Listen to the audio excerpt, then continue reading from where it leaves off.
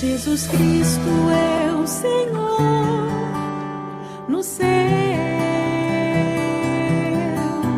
na terra e debaixo. Dice ahí, Simón Pedro, siervo y apóstol de Jesucristo. Unas palabras muy cortas para mostrarnos quién es el autor de la epístola y sus credenciales.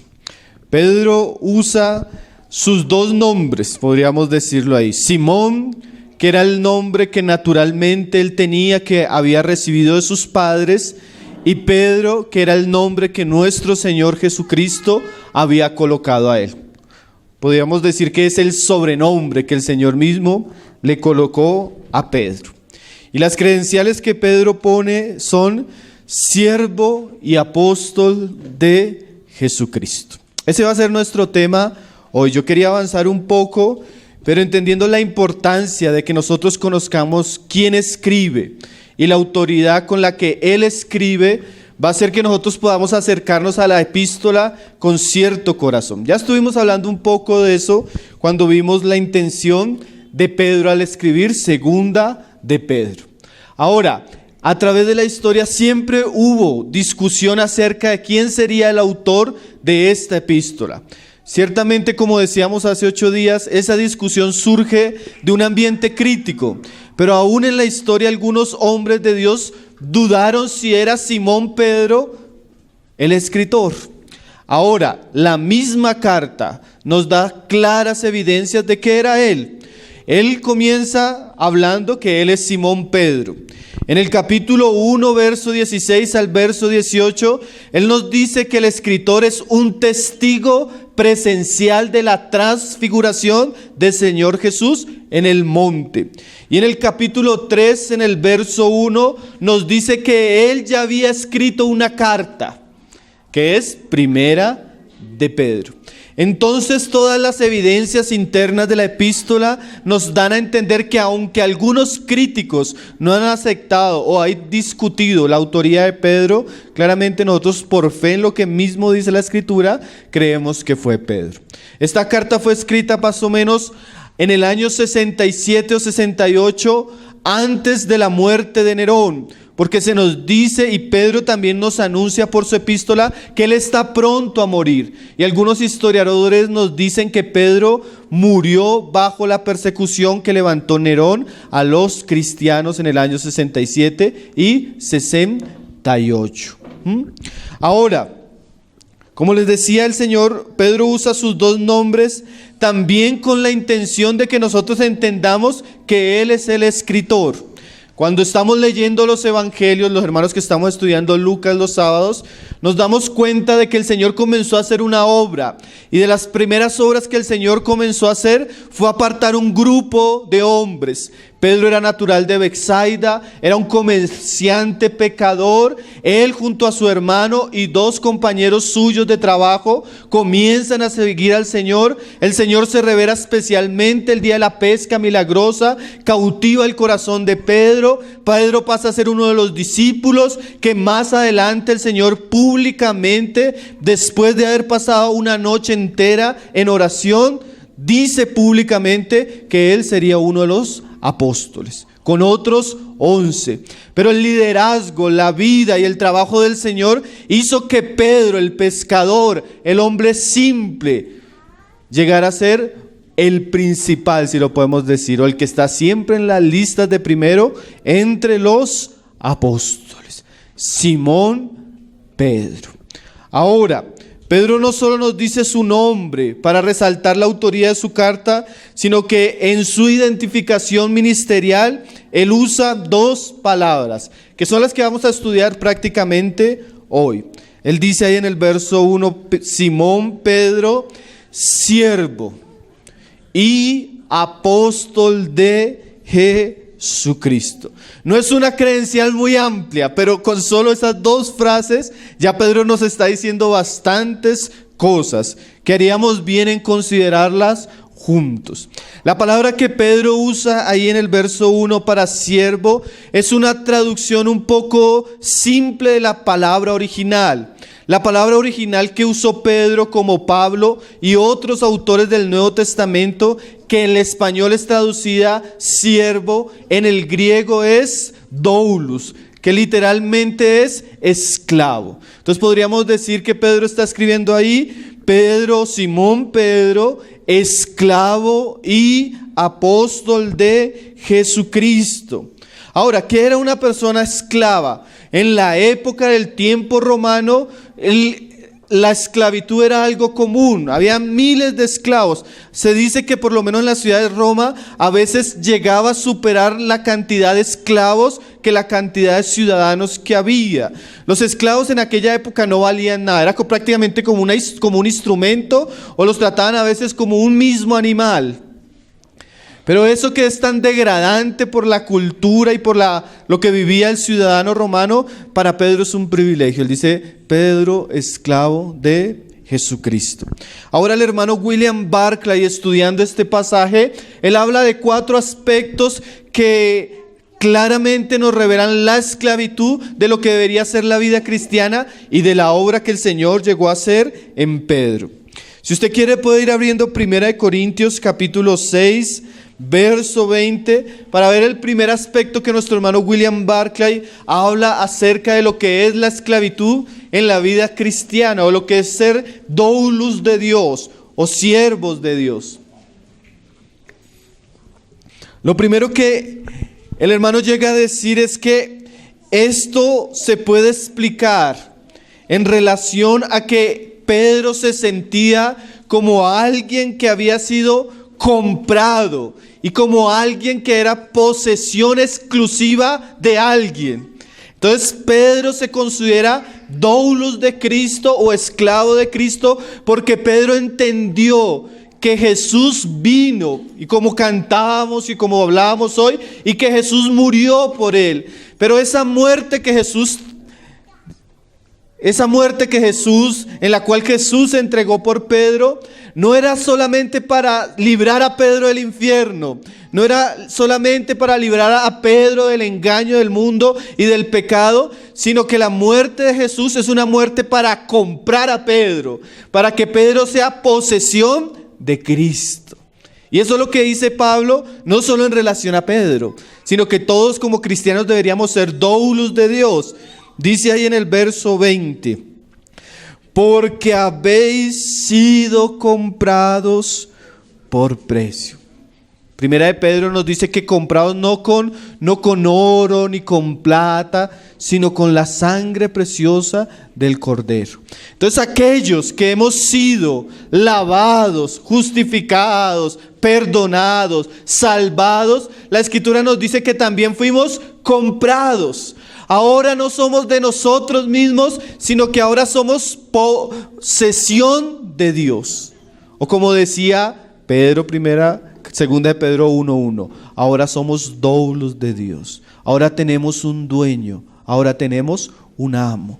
Que eso es diferente a ser siervo, porque cuando usted es servidor de una persona, usted puede decidir si presta servicios o no.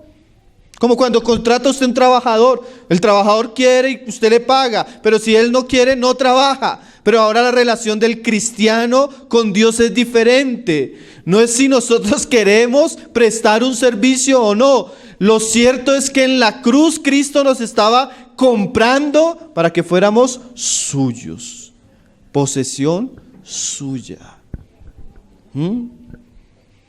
En el tiempo antiguo los esclavos eran poseídos por sus amos. Así ahora el cristiano pertenece exclusivamente a Dios. Y ahora como hemos sido comprados por Dios, mira lo que dice Pablo. Glorificad pues a Dios en vuestro cuerpo y en vuestro espíritu. ¿Qué dice ahí? Los cuales son de Dios. Mira eso tan interesante, hermanos. Ahora la aplicación a la que Pablo llega al entender que fuimos comprados es que ahora nosotros debemos ofrecer nuestros cuerpos para glorificar a Dios. Y no solo nuestros cuerpos, también habla de ¿qué? De nuestros espíritus. Hablando de todo el ser integral del hombre. Yo no puedo servir a Dios solo con mi alma mientras entrego las fuerzas de mi cuerpo a otros asuntos. Servir a Dios también es servir a Dios con mi cuerpo, con mis fuerzas, con mi trabajo, con mi corazón, con todo mi ser interior. Porque a veces pensamos que servir a Dios es solo venir a una reunión, sentarnos y cantar en el Espíritu. Pero también significa dedicarle nuestro cuerpo, nuestro tiempo, nuestros mejores años. A veces los hombres se levantan temprano, ocupan sus manos en su trabajo, se desgastan por una cantidad de cosas y se les olvida que el principal dueño de sus cuerpos es Cristo, no ustedes mismos. Porque usamos solo nuestro cuerpo para satisfacernos a nosotros mismos, comer, beber, vestirnos, pero este cuerpo que hemos recibido ha sido dado para que Él sea para la gloria de Dios. Entonces hay cosas que son legítimas, pero no nos convienen. ¿Por qué? Porque este cuerpo no es de nosotros. Yo pudiera usar mi cuerpo para tantas cosas, hermano. Yo le decía a los jóvenes, estando en un campamento de jóvenes en Brasil, usted puede usar su cuerpo para practicar deporte, para practicar ejercicio, para hacer esto y esto, pero pregúntese si eso glorifica a Dios. O si glorificaría más a Dios levantarse temprano en la madrugada a orar.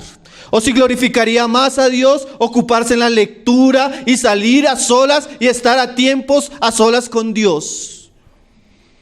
Muchos no pueden orar, muchos no pueden leer la palabra porque la gran mayoría de sus fuerzas se las dedican a otros dioses. Y a Dios le damos lo que sobra. Yo estaba una vez en un lugar, hermano, y en el lugar hacía un tremendo frío. Y un hermano donde estaba hospedado, por compasión me dijo, hermano, ¿quiere un saco? Y yo le dije, bueno, hermano, sí quiero un saco, porque está haciendo un frío tremendo, me dio gripa y todo. Y el hermano sacó un saco tan feo, hermanos, tan viejito, y me lo pasó y yo vi el saco y yo dije, o el frío o pasar vergüenza. Y yo dije, bueno, es lo único que tiene el hermano. Cuando al otro día el hermano sale con un tremendo saco todo bonito. Yo no estoy codiciando el saco del hermano. Y al otro día tenía otro saco más bonito. Entonces yo me di cuenta que él me había regalado como que el que era una pijama. Y me decía, hermano, pero póngaselo. A mí me da pena. Pero yo recordé, hermanos, que nosotros a veces hacemos eso con el Señor. Le damos lo que nos sobra, hermanos. El tiempo que nos sobra, las cosas que nos sobran. Como lo que... Cuando es trabajar, somos tan diligentes. Cuando es estudiar somos tan esforzados, cuando es nuestra familia, pero cuando es algo de Dios. ¿Será que nosotros podemos decir como Pedro, esclavo de Jesucristo? ¿Será que mi cuerpo, mi fuerza está siendo para glorificar a Dios? ¿O está siendo para vivir para mí mismo? Segundo aspecto que dice el hermano William Barclay, el primero, posesión exclusiva del Señor. El hermano dice, y podemos leer ahí Juan 21, verso 18, como el Señor mismo habló esto a Pedro. El segundo aspecto que dice William Barclay es incondicionalmente, o una disposición incondicional, sonaría mejor. ¿Qué quiere decir esto? Que el cristiano llamado a ser doulos o esclavo está incondicionalmente a disposición del Señor.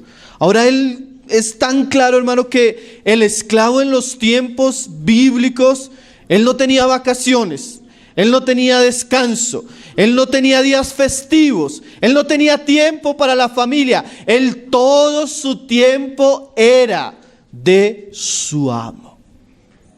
Así vivían los esclavos. Entonces cuando Pedro está diciendo yo soy un esclavo de Jesucristo, Pedro entiende que el Señor lo compró. Y ahora como posesión del Señor, ahora él vive con una disposición total a hacer la voluntad del Señor. Ahora ese camino a veces no se aprende de la noche a la mañana. Mira lo que le decía el mismo Señor a Pedro, ahí en el verso 18. De cierto te digo, cuando eras más joven, te ceñías, o sea, te alistabas y ibas a donde querías. Mas cuando ya seas viejo, extenderás tus manos y te ceñirá otro y te llevará a donde no quieras. Disposición, Entrega. ¿A qué? A la voluntad de otro. Ahora mire lo que el Señor está diciendo de Pedro. Pedro, cuando tú eras joven, ¿sí? Pedro probablemente cuando el Señor lo llama está entre un aproximado de 17 años a 28, 27 años. Generalmente los maestros o los rabíes de la época siempre tenían sus discípulos y eran menores. Y si el Señor tenía 27 años cuando Él llama a Pedro, Pedro era un joven. Pedro era un joven que ya tenía un buen negocio de pescadería, un buen comerciante. Pero el Señor le dice a Pedro, ahora Pedro, cuando tú eras joven, hacías lo que querías, ibas a donde querías, eran tus planes, eran tus deseos, era tu corazón el que gobernaba. Ahora cuando crezcas, cuando madures, va a haber una mudanza. ¿Cuál es esa mudanza?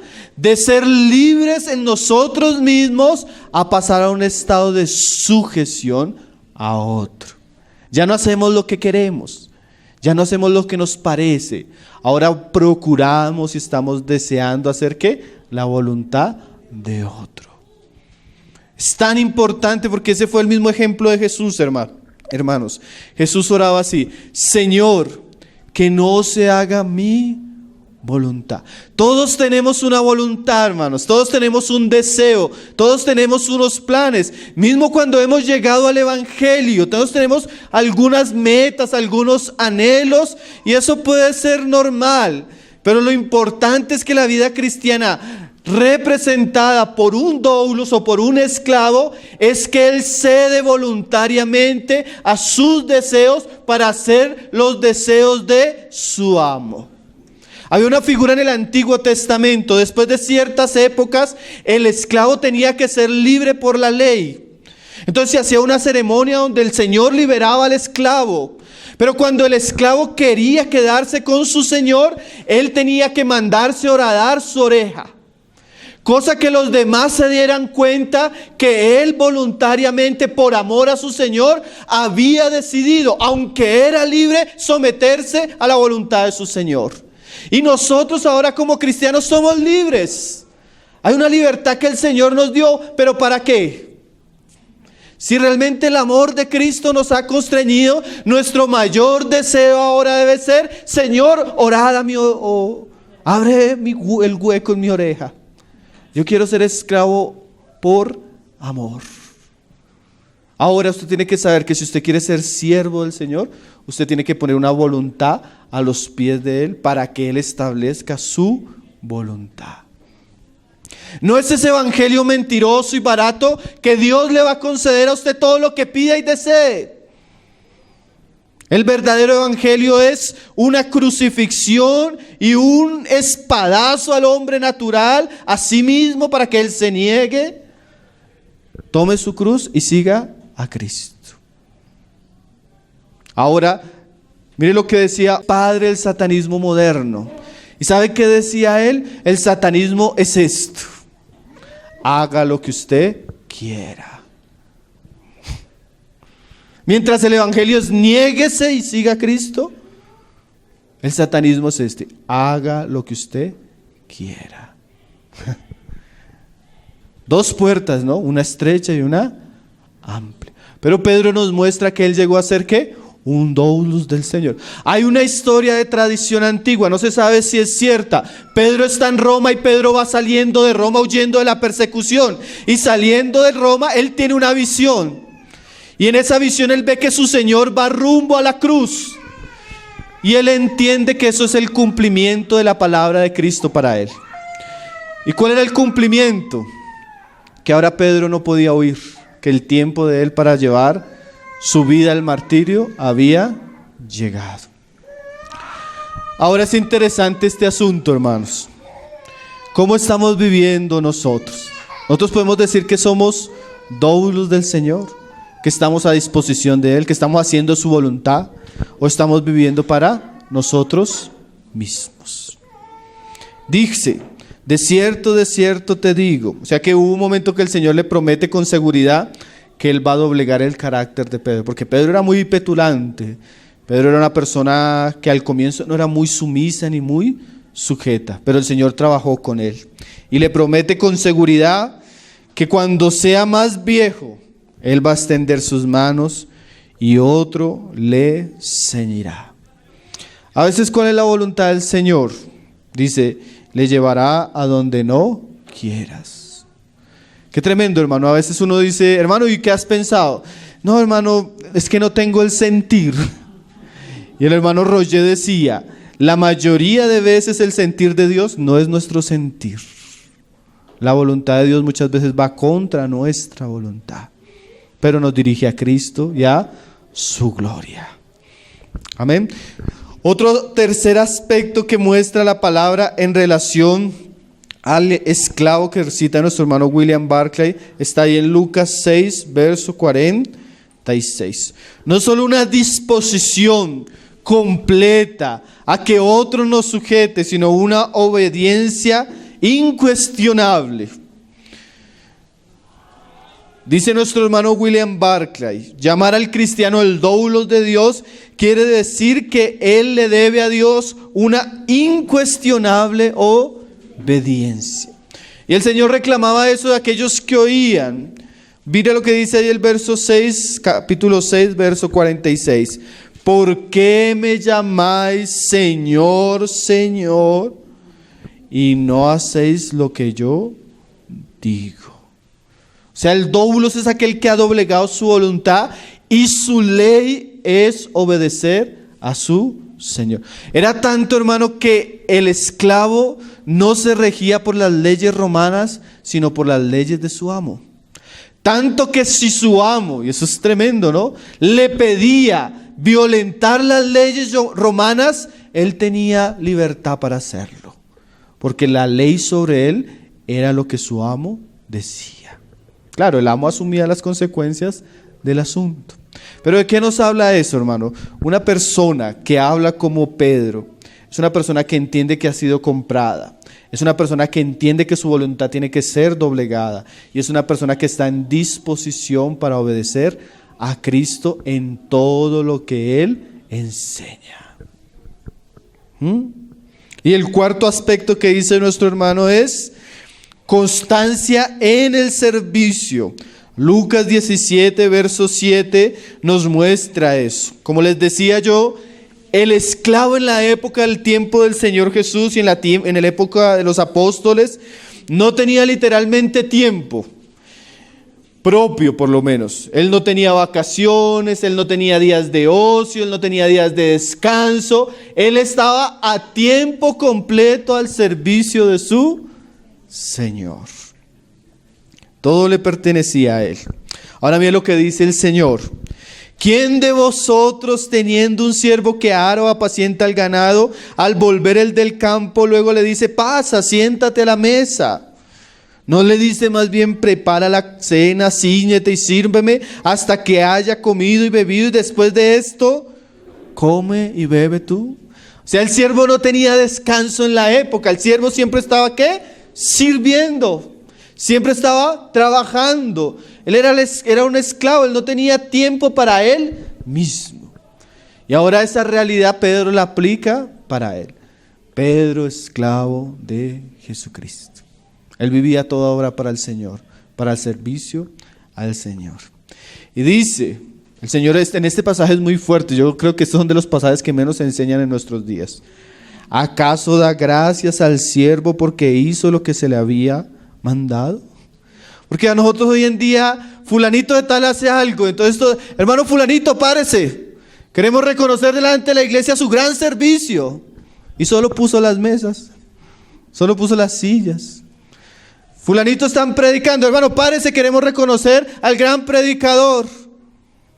Hermano, eso es lo que debería hacer, si ese es el encargo que tiene.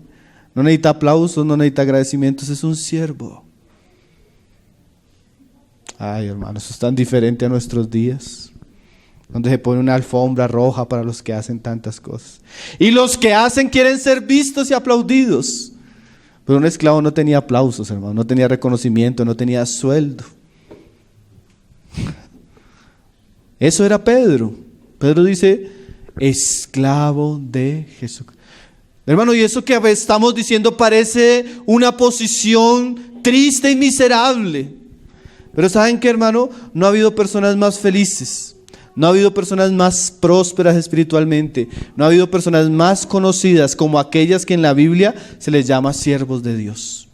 Piensa en un Moisés, piensa en un David, piensa en un Juan el Bautista, piensa en los apóstoles. Ellos llegaron a ser grandes no porque ellos fueran algo, sino su sumisión, su obediencia, su sacrificio, su servicio a Cristo hizo que ellos tuvieran un lugar tan privilegiado que el mismo apóstol dice siervo o esclavo, pero también dice apóstol.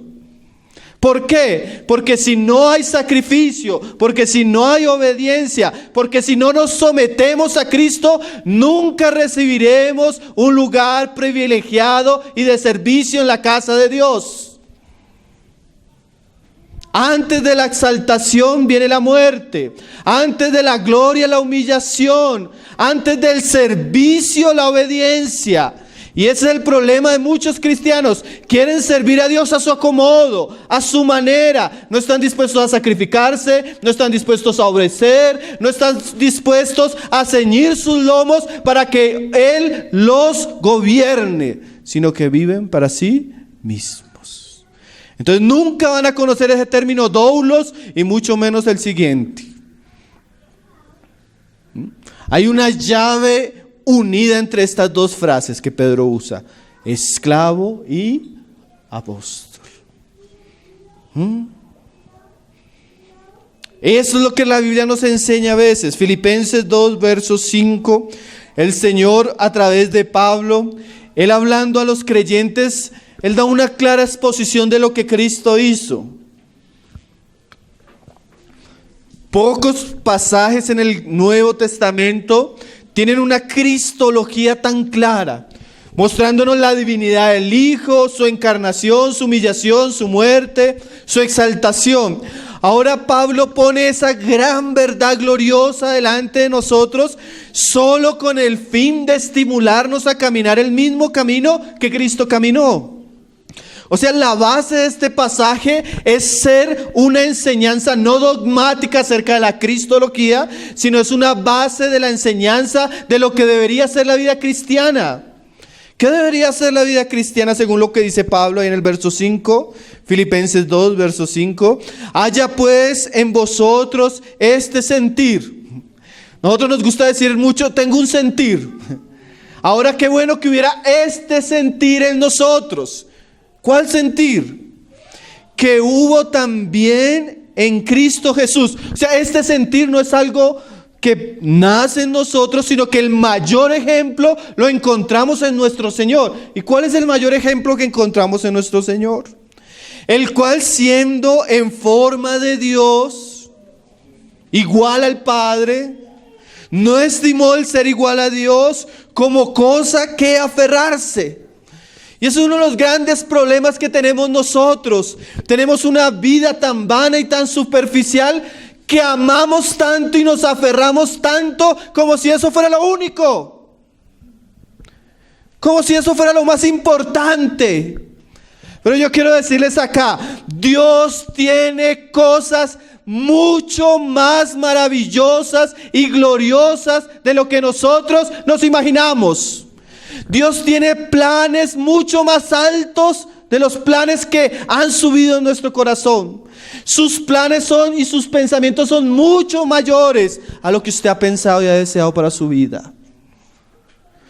Pero ese maldito corazón codicioso que se aferra, que nos suelta el pasado, que nos suelta lo viejo, deja que nosotros no podamos ver lo que Cristo tiene para nosotros. Oh, si el corazón de nosotros entendiera cuán bueno es despojarse, hermanos. Cuán bueno es no aferrarse. Al único lugar donde deberíamos aferrarnos fuertemente, hermanos, es a la cruz de Cristo y a la voluntad de nuestro Señor. Las demás cosas deben ser dejadas atrás. El Señor dejó su gloria para venir. Y eso hay un sacrificio, hay una humillación que el Señor quiere que nosotros guardemos en nuestro corazón y que ese sea nuestro sentir. Hermanos, debemos sentir el deseo de despojarnos de todo lo que no es de Cristo. así sea un camino de humillación. Se despojó a sí mismo. Esa frase es tan interesante, hermanos. Ustedes quieren ser sacrificios vivos. El hermano Don Julián decía en un libro hablando sobre el sacrificio. Usted trae el sacrificio y el sacrificio es lo más de bonito. Un cordero así blanco, sin defecto. Usted quiere ser un sacrificio vivo, ese sacrificio tiene que ser muerto. Porque si no, no va a poder ser sacrificio. Y no solo tiene que ser muerto, tiene que ser abierto, la piel tiene que ser quitada, los intestinos divididos, la gordura cortada, la cabeza a un lado, los pies al otro. Y después de que está listo, se le prende fuego. Ahí comienza a ser un sacrificio. Hermano, pero nosotros queremos agradar a Dios, pero queremos quedar enteros. Que Dios no toque esto, que Dios no toque esto, que Dios no toque esto, que Dios no... ¿Cómo Dios va a poder trabajar en nuestra vida, hermanos? Si no estamos dispuestos a humillarnos. ¿Cómo Dios va a trabajar en nuestra vida si no estamos dispuestos a sacrificarnos? Sino que se despojó a sí mismo. Ahora, hermano, a veces uno cree que son asuntos externos. Por ejemplo, a veces pensamos que es la familia, a veces pensamos que es un proyecto empresarial, una vida laboral, a veces pensamos que es la economía, pero el problema no está en eso. ¿Sabe dónde está el problema, hermanos? En nosotros mismos. ¿Sí? Ese sí mismos que no está dispuesto a morir. Ese yo que no está dispuesto a pasar por un camino de cruz y de sacrificio. ¿Sí? A veces usted ve la persona. Yo recuerdo una vez que hubo un tremendo problema en una reunión de jóvenes hace años, hermano. Y de ese problema surgió una cantidad de cosas que usted no se imagina. Y la que orquestó todo era una jovencita así, bajita, gordita, chiquita, pero con un yo tan duro como el mismo infierno, hermanos. Con un corazón tan duro, tan duro, tan duro. Y usted encuentra personas así, ¿no ha visto? Personas que a veces hasta físicamente, aparentemente son, pero con un yo tan inquebrantado, que son más fuertes y peligrosos que Goliat. En su yo, en su alma. Personas así nunca van a poder ser esclavas, hermano. Por lo menos de Jesucristo. Van a ser esclavas de sus pasiones y de sus deseos. Se despojó a sí mismo, tomando forma ¿de qué? De esclavo, hermanos. Hecho semejante a los hombres. Hermano, imagínese a Jesús, el Rey de la Gloria, que cuando responde ante el Sanedrín, lo golpean en la cara por las palabras que dice, y después de ser golpeado no responde. Lo escupen, le ponen una corona, lo desnudan y lo crucifican públicamente y no se queja. Y nosotros medio vivimos algún asunto y ya estamos como Jezabel y sus profetas, matando a todo el mundo. A ver, hermano, ¿cuándo tenemos que aprender de Cristo, hermanos? Que se humilló, que se sacrificó, que lo hizo con todo el amor y con toda la humildad. ¿Cuánto debe haber ese sentir del esclavo de Dios para que nosotros podamos volvernos también siervos de Dios? Pero no es el final, hermano. Mira lo que dice la palabra. Y estando en la condición de hombre se humilló a sí mismo, haciéndose obediente hasta la muerte. Eso tenían los esclavos. Tenían que ser obedientes hasta la muerte. ¿Y su muerte qué? De cruz. Por lo cual Dios también le exaltó hasta lo sumo. ¿Sí ven el camino? El camino de que Pedro llegara a ser apóstol no fue el seminario, hermanos. No fue el seminario. Fue un camino de humillación y de crucifixión, de obediencia, de sacrificio, que fue el mismo camino que caminó Jesús.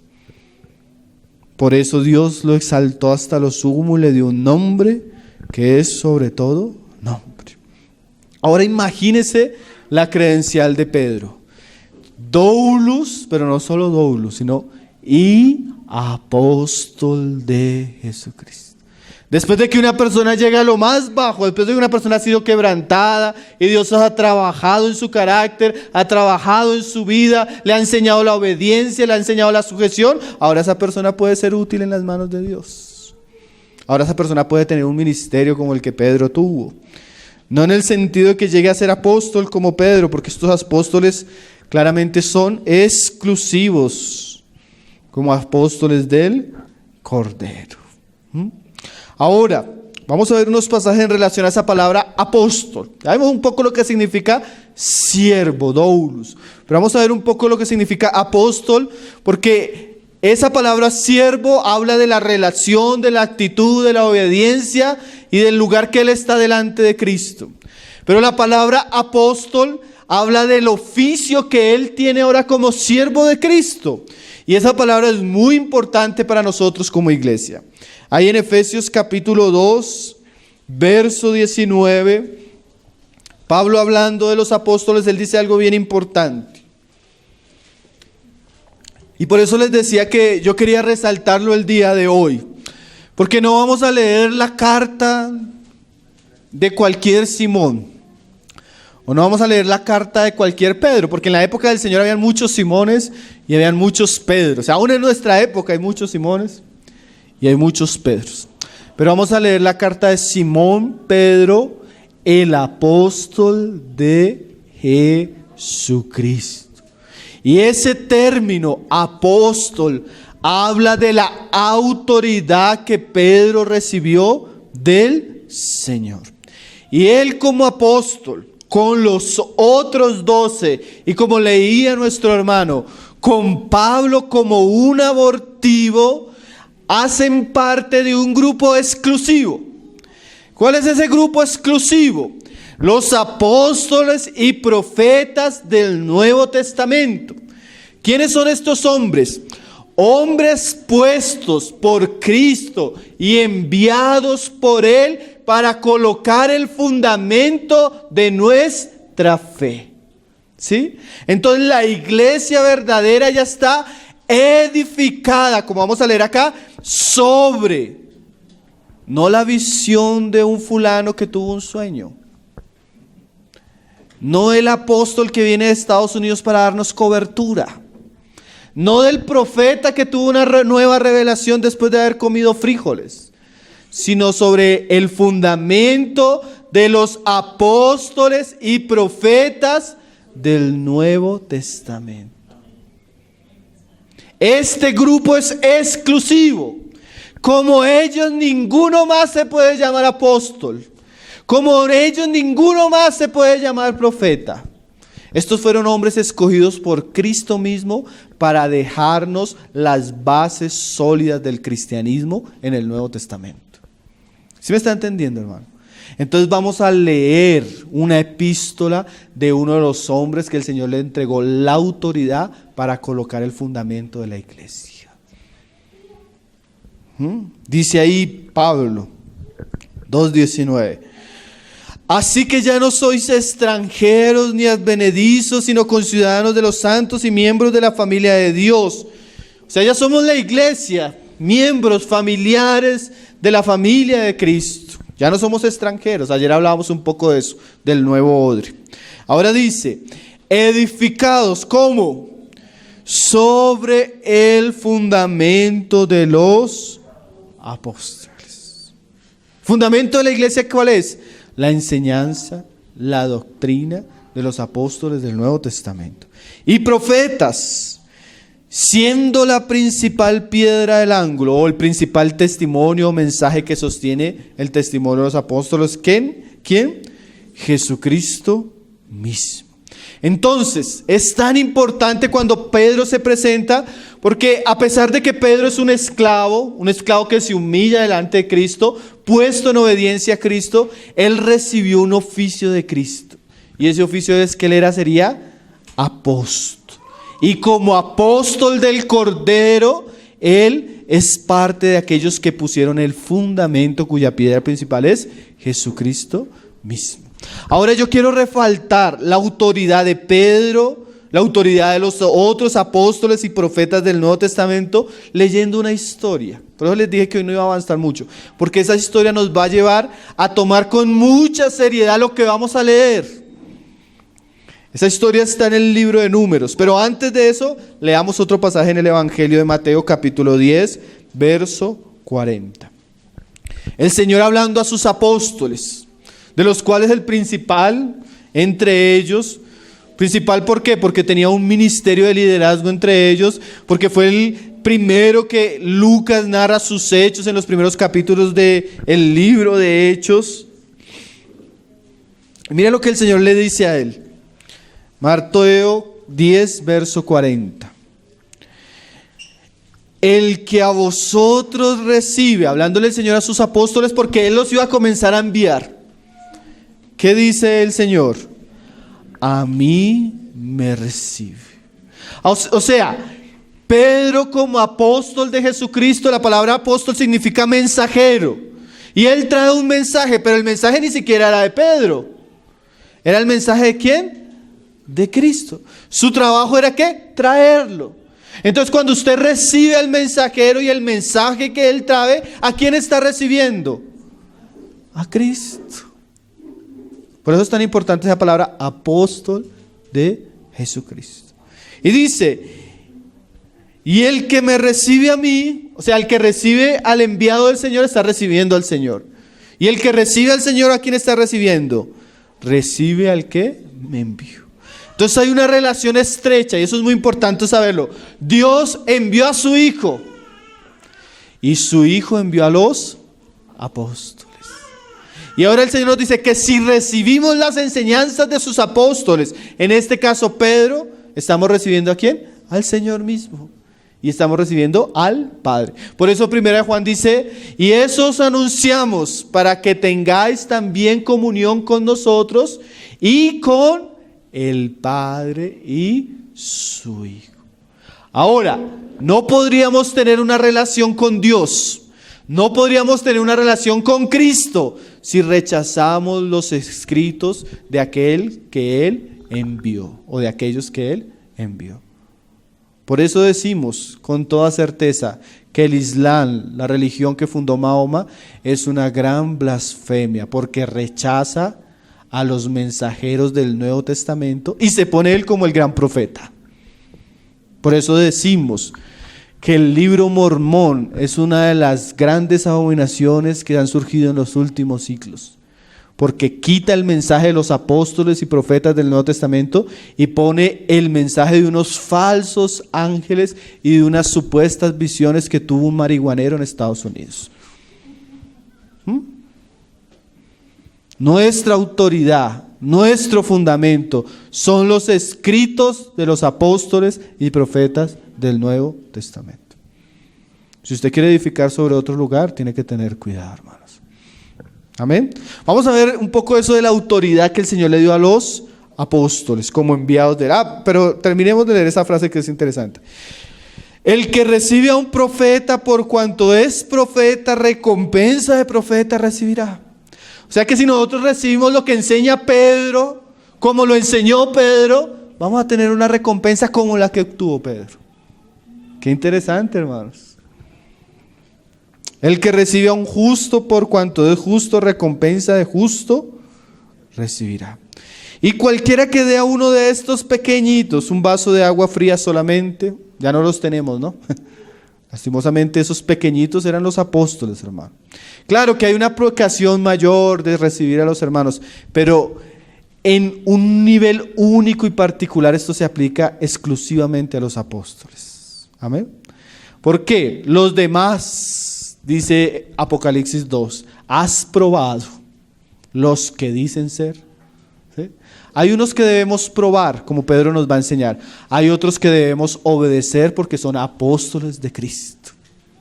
Los apóstoles del Nuevo Testamento deben ser creídos, obedecidos y recibidos como mensajeros del Señor. Los otros, aún el que le habla o los que le van a hablar en nuestra generación, deben ser escudriñados y examinados y probados a la luz de los escritos del Nuevo Testamento. ¿Me está entendiendo? Yo no estoy hablando aquí de autoridad para que usted me respete y haga yo todo lo que yo digo. Le estoy hablando de la autoridad de Cristo en los apóstoles que dejaron escrito el Nuevo Testamento para que todos nosotros nos sometamos y los recibamos como mensajeros del Señor. ¿Sí me entendió, hermanos? Eso es diferente, ¿no? Ahora, Números 16. Vamos rápido para tratar de avanzar un poco en ese pasaje. Números 16, verso 40. Números 16, verso 1. Así como para contextualizarlo. Va Israel en el desierto rumbo a la tierra prometida. Dios levantó a Moisés para que cumpliera un ministerio libertador y con Moisés levantó a Aarón. ¿Recuerdan? Y ahora el Señor está usando y delegando su autoridad sobre Moisés y sobre Aarón.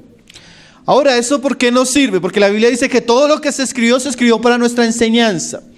Y en este pasaje se nos va a mostrar cómo algunos hombres deliberadamente atentaron contra la autoridad de Moisés y la autoridad de Aarón.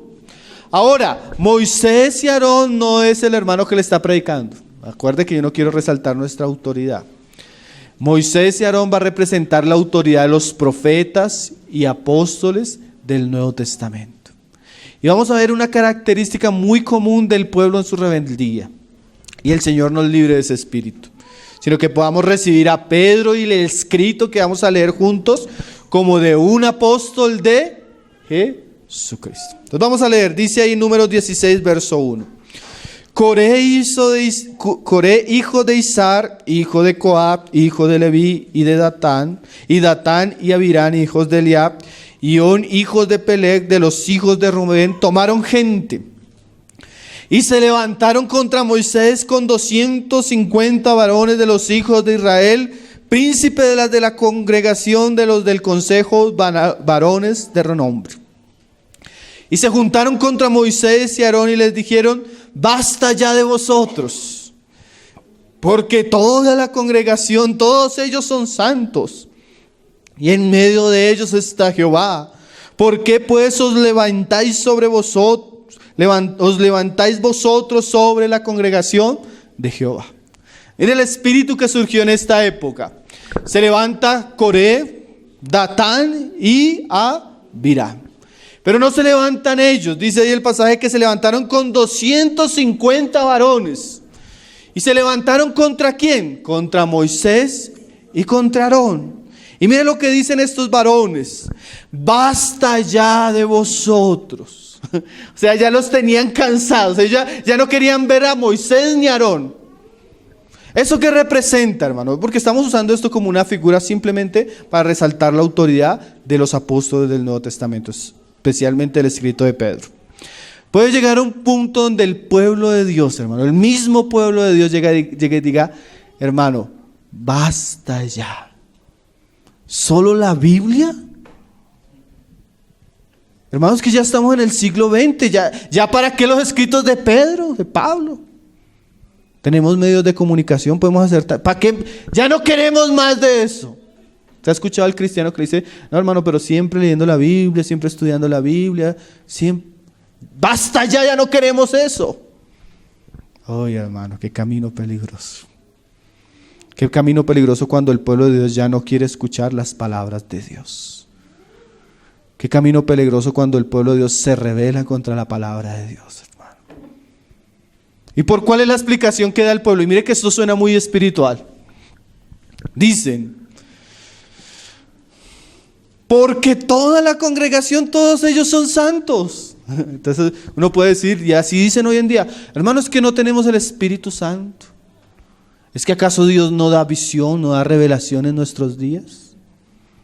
Sí, todos somos santos, pero la iglesia de Dios tiene un fundamento. Y la revelación y las visiones que nosotros tengamos no puede salir del fundamento. Porque cuando salen del fundamento es una perversión. ¿Se acuerdan lo que dice Pablo a los Gálatas?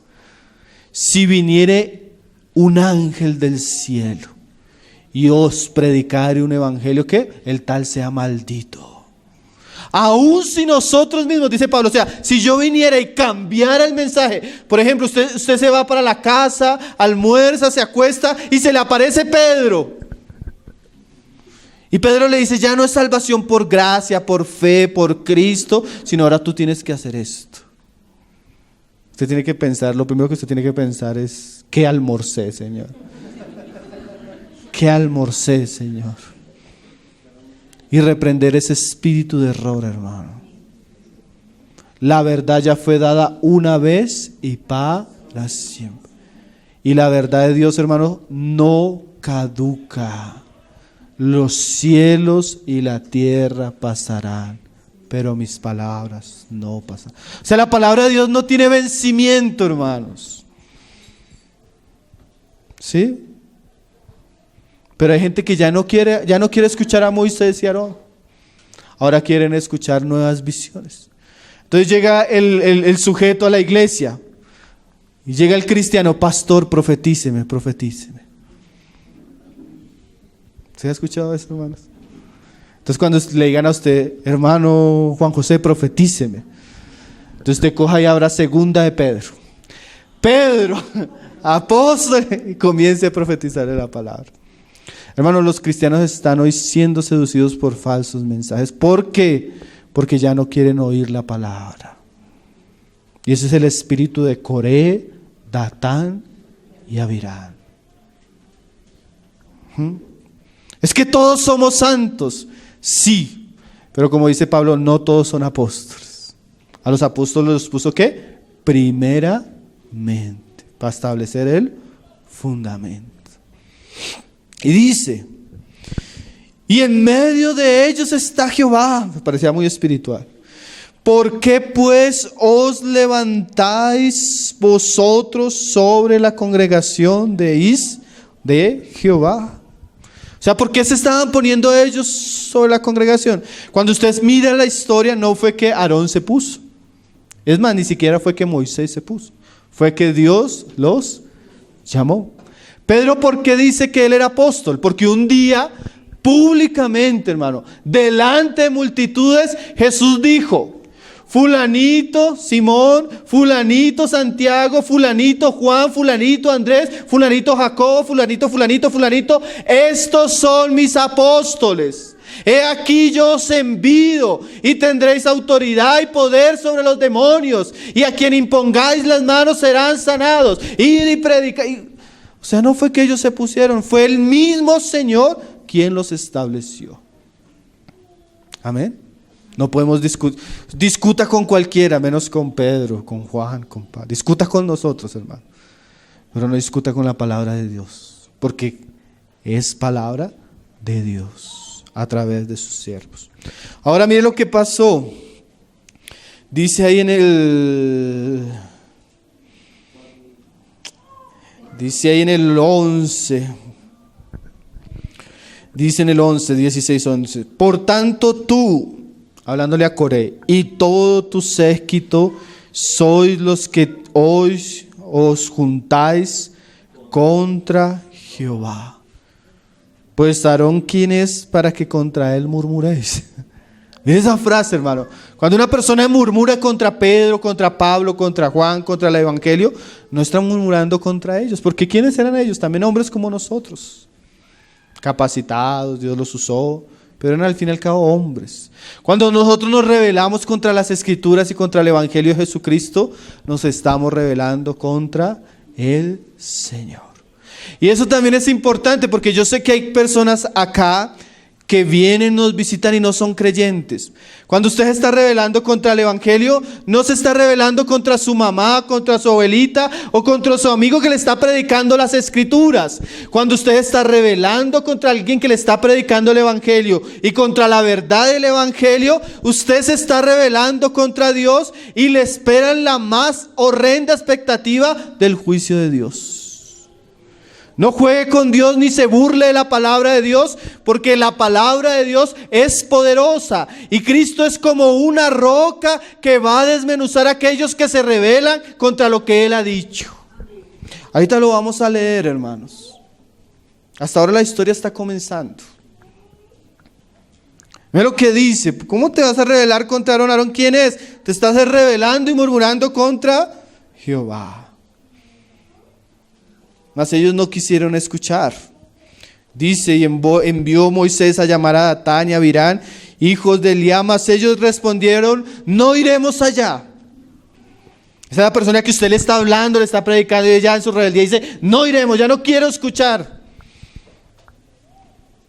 Esas palabras son muy fuertes, esas palabras no son para, yo quiero vivir mi vida. Yo quiero vivir para mí mismo, yo no quiero saber con las escrituras, yo no quiero saber con la iglesia, con el evangelio, con el cristianismo, eso no es mío. Esa persona que resiste el evangelio, que resiste el mensaje. Pero mira lo que sucede. Mira cómo decían ellos, es poco que nos hayas hecho venir de una tierra que destila leche y miel para hacernos morir en el desierto, sino que también te enseñoreas de nosotros imperiosamente. O sea, ellos estaban en contra de la autoridad que tenía Aarón y Moisés, pero no eran ellos. Entonces mire lo que dice Moisés al ver la rebeldía de estos hombres. Y dijo Moisés en el 28, en esto conoceréis que Jehová me ha enviado para que hiciese todas estas cosas y que no las hice de mi propia voluntad. Si como mueren, y estas palabras son bien serias, hermano, porque aquí es donde les decía que queríamos llegar. Si como mueren todos los hombres, murieren estos, y si ellos al ser visitados siguen la suerte de todos los hombres, Jehová no me envió. O sea, mira lo que está diciendo Moisés. Al ver la rebelión de estos, si estos mueren de la manera que mueren todos los hombres, ¿cómo mueren todos los hombres? De enfermedad, de accidente, cualquier muerte. En el desierto morían por una picadura de una serpiente, de hambre. Si ellos mueren de la misma manera que mueren todos, Dios no me envió. Pero mira lo que va a decir Moisés. Mas si Jehová hiciere algo nuevo, y la tierra abriere su boca, y los tragare con todas sus cosas, y descendieren vivos al Seol, entonces conoceréis que estos hombres irritaron a Jehová. Mira las palabras de Moisés. Si en este momento, dice Moisés, la tierra se abriere, como nunca había sucedido, ni nunca posiblemente sucederá, y se tragaren la tierra estos hombres, y descendieren ellos vivos al lago y al lugar de condenación, quiere decir que Dios me envió. Qué autoridad con la que hablaba Moisés, ¿no? Realmente Dios lo había puesto. Y dice ahí, y aconteció que cuando cesó él de hablar todas estas palabras, se abrió la tierra que estaba debajo de ellos, y abrió la tierra su boca, y los tragó a ellos, a sus casas, y a todos los hombres de Coré, y a todos sus bienes. Y yo quiero hacer una solemne advertencia a todos, Si esta situación, hermano, terrible, se vivió para aquellos que se rebelaron contra Moisés y Aarón, piense lo que les sucederá a aquellos que se rebelan contra Jesús y los que nos dejaron el evangelio de Jesús. Si usted es como Coré, si usted es como Datán y si usted es como Abirán, que constantemente está rehusando el llamado de la palabra de Dios, que constantemente está rehusando la autoridad y el señorío de Jesucristo, que constantemente está rechazando el evangelio de Dios, tenga cuidado porque la tierra se va a abrir y lo va a tragar. Sea ahora o en 20 años, usted se presentará sin ninguna protección ante la ira poderosa del Dios vivo y nadie lo salvará. Porque el único medio que Dios dejó para que usted fuera salvo es Cristo. Y si usted se rebela contra Cristo, la tierra lo tragará vivo y el infierno con todas sus llamas serán su porción por toda la eternidad. Por eso lo advierto con solemne advertencia, arrepiéntase y crea, porque ninguno quedará en pie ante el juicio poderoso del Señor Jesucristo. Nadie se puede burlar de Dios, Nadie se puede burlar del Hijo de Dios, ni nadie se burlará de la palabra que Él ha dejado. Todos compadeceremos. Si usted está cerca de Coré, de Abitá, de Datán o de Abirán, huya de ahí. Huya del lugar de los rebeldes. Huya del lugar de aquellos que no quieren oír la palabra. Huya del lugar de aquellos que se están rebelando contra la palabra de Dios. Huya ahí porque todos, cada uno de los que se rebelaron contra ese mensaje, beberán de la ira de Dios, hermano. Huya de la ira venidera. Y el único lugar de refugio es la palabra de Cristo, hermanos. Y abrió la tierra su boca y los tragó a ellos y a sus casas. Muchos en su rebeldía, no solo los va a tragar el infierno a ellos, sino a sus casas, sus hijos, sus hijas. Por su necedad, por su rebelión, verán cómo la maldición de la incredulidad acompaña la vida de los suyos. Huya de la incredulidad, vuelva su vida a Cristo. Sométase a la palabra de Cristo, porque ahí hay salvación.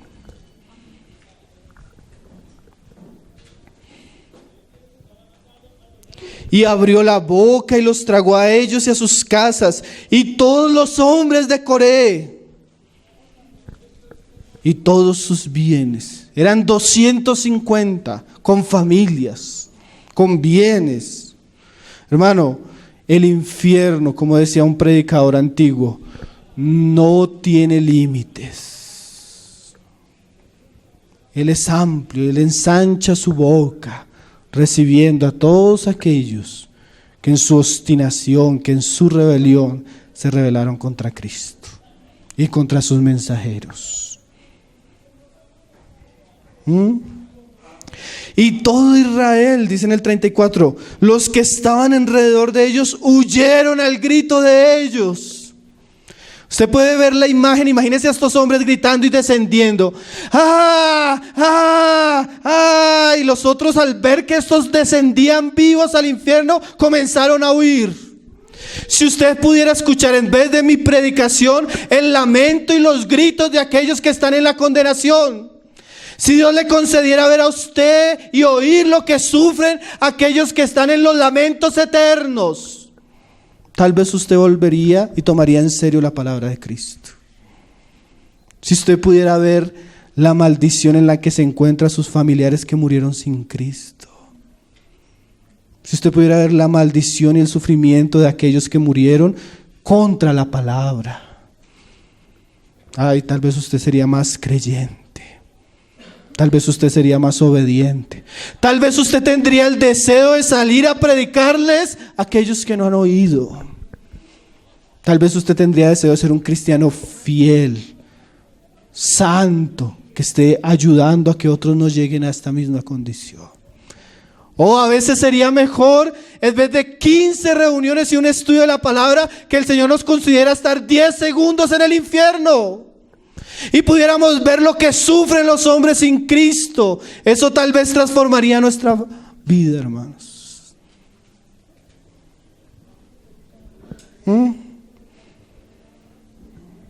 Si pudiéramos escuchar esos lamentos, ¿cómo cambiaría nuestra vida, hermanos? ¿Cómo correríamos a abrazar la palabra de Cristo y a vivirla?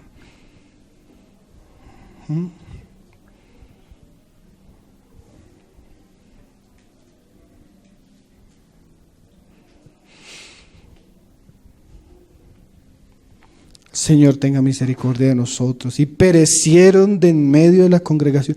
Eran personas que de alguna manera eran pueblo de Dios, hermanos.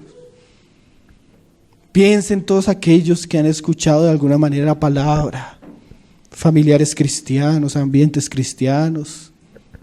Y aún así son rebeldes.